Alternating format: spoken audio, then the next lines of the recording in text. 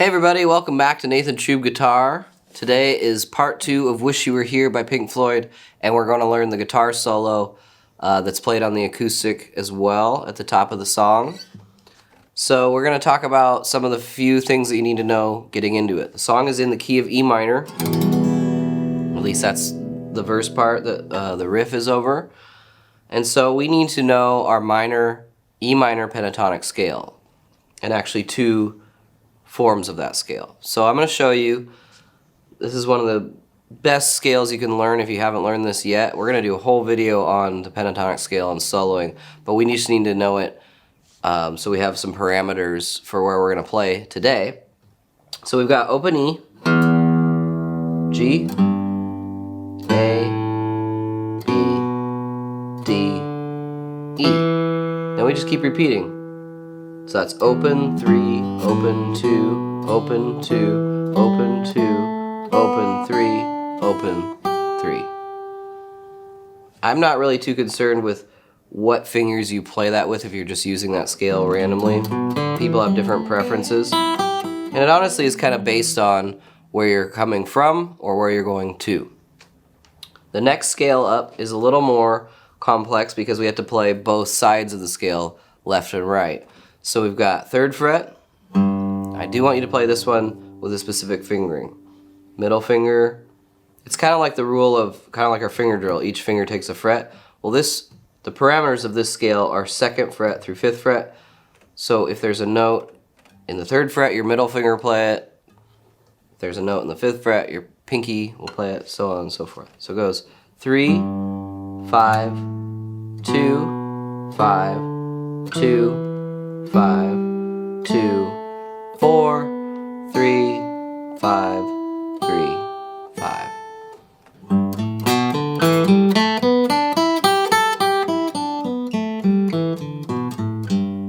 So you can see that these scales lock together. This side of our scale we played before, all those are the left side of this new scale.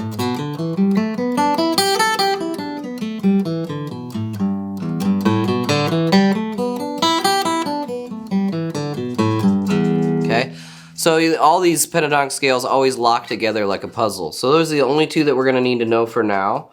And people have made entire careers out of only knowing this one kind of classic scale. Okay, that minor pentatonic shape with the root in the lowest. Okay, so let's get started with the first part of the solo here. So we're going to start on the 3rd string, the G string, and we're going to use our middle finger in the 2nd fret.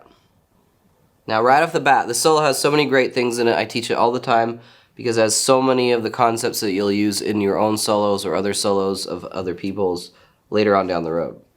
Starts right out with a slide. Okay, what's a slide? Well, you can imagine it's just me kind of sliding my finger across the string. So I push down in the 2nd fret, pluck. In this kind of slide, you actually want 2 separate notes. So some slides you just go, which is just 1 beat. This is more like 2 beats, or 2 notes. So 2 to 4 slide. And I transfer my weight from that finger to the next string and the next note. So I've got 2, 4, and then the 3rd fret on the B string. Now they're going to use that a lot, so you need to get that down. Anytime you need to, pause the video and practice these parts. I'm moving ahead quickly through this for more advanced people, but you always have that pause button or the rewind button. Okay, then we're going to go to the 5th fret on that same string. Then back to our middle finger on the 4th fret on the other string, the 3rd string. So there's that.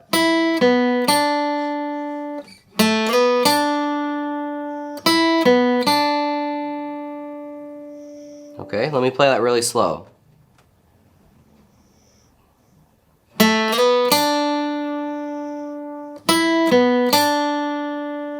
Still in time, but slow, slowed down.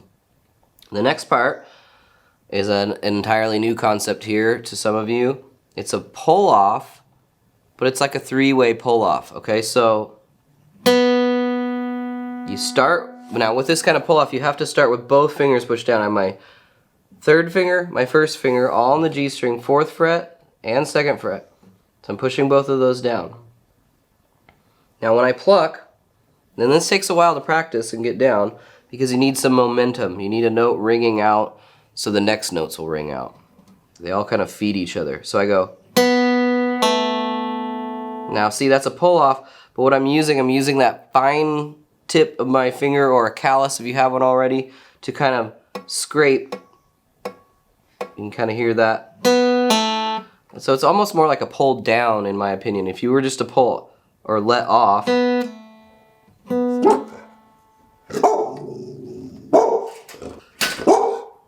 Male's here. Okay, so you can see me pulling off and actually kind of pulling down, and what I'm doing is I'm landing almost on the next string, the B string, as I pull off.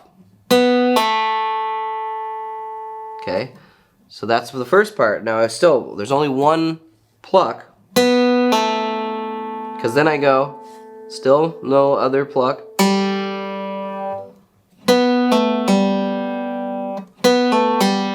4-2 open.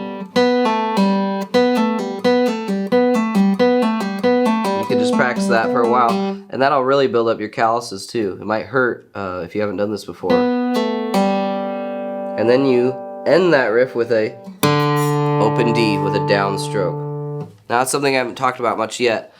Everything that I've done so far doesn't warrant any upstrokes. Everything.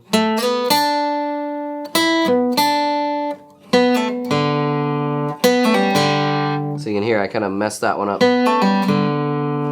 Okay, so everything can be downstrokes with your pick because nothing is warranted going fast enough to bring in the alternate picking or the up picking. Okay, so now we have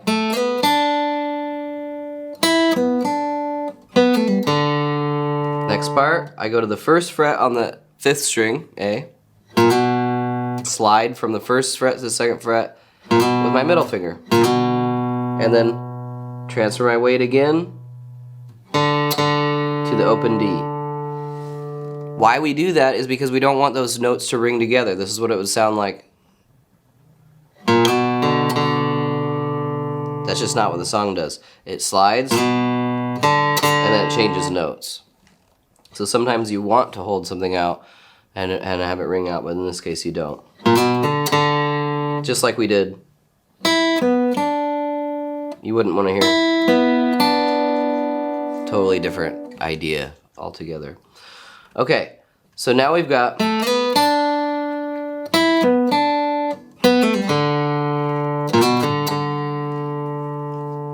the next part is what we call a double stop slide. A double stop is just kind of 2 notes played together. So I'm going to use my 3rd finger. You slide up from 3 to 5. You can use your other finger to help push down.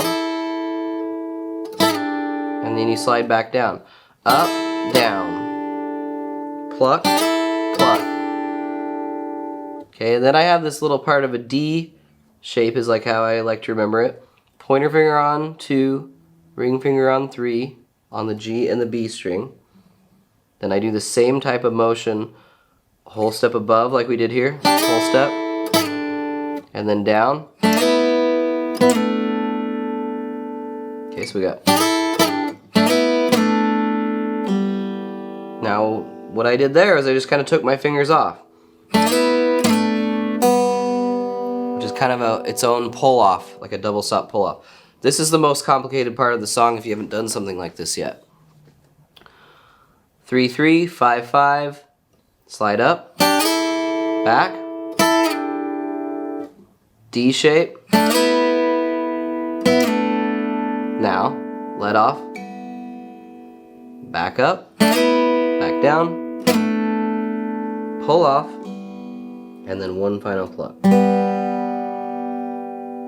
It's not that hard, but it's a lot of the same thing going on, so it gets a little bit tricky and kind of to know where you are and not get lost as you're playing it slow. So we've got slide up, down, off,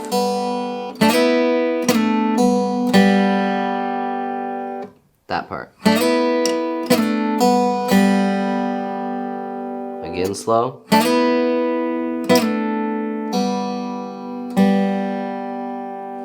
Okay, so that was the first half of the solo. Now we're moving on to the second half. We're going to start just where we did from the beginning of the solo. So it's kind of like a variation on a theme that he's creating here. He did it one time, second time, just like the riff. And then we're going to do a third time and a fourth time through of that kind of intro riff that he's playing over. So we start that second fret on the G string again, sliding. Oh. So he kind of reverses that from before. Slide to 4, transfer your weight to 3, back to 4, to 5. So I always am explaining that like stepping stones or something, that you're jumping from one to the other. And then this is an interesting concept that he threw in there, and it's like a pre-bend. Okay, so normally when you bend a string, if I was going to bend this 5th fret string on the B string, I would put all my fingers behind it. And that's just for support. It doesn't change the pitch of the note that I'm playing. But it's hard to bend with just one finger by itself, so we put the others behind it to give it more weight, okay? And more strength. Now normally when I bend a note, I start from its low, regular note, and I bend up. He does the opposite. He starts with it bent, which is a cool effect. Okay, kind of like a moaning type of sound. But he goes straight into, now watch what I do here, this is really intricate and nuanced. As I already have it bent, I pluck, let it descend, move my middle finger out of the way, and pull off to my pointer finger on the 3rd fret. So you can see there's those steps. I have it bent, I pluck, middle finger gets out of the way, and I pull off with the pad of my 3rd finger from 5th fret to 3rd fret. And I go back down to the 4th fret on the G string.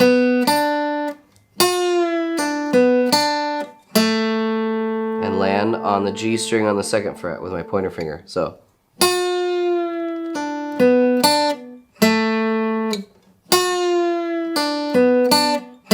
The next part, go back up to the 4th fret with my middle finger.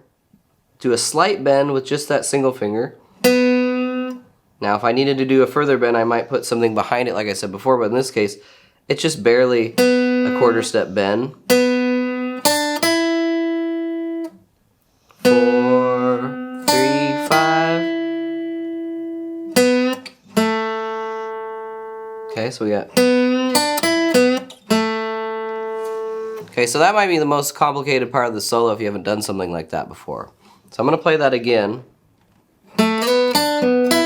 Pre-bend.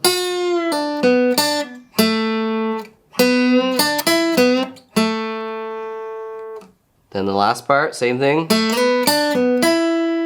And he doesn't do the pre-bend here, he just does a regular one. Up, and then down. Okay, so.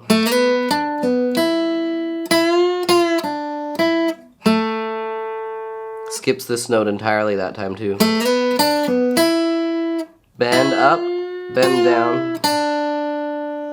Okay.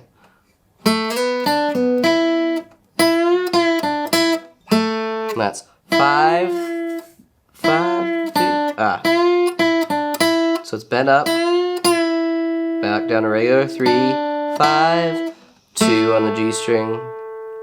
And then he just goes, I put all my fingers on, 2, 3, 4, to give this some power, and I bend it. So we got.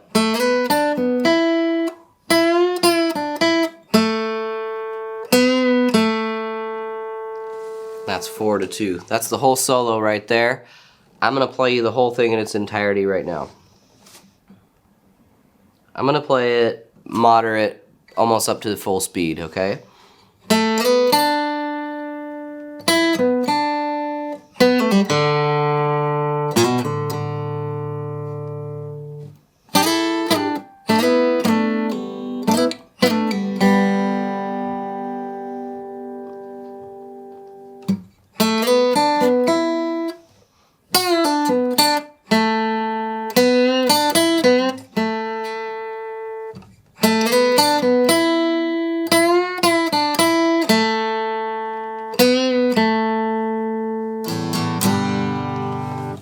And there you go.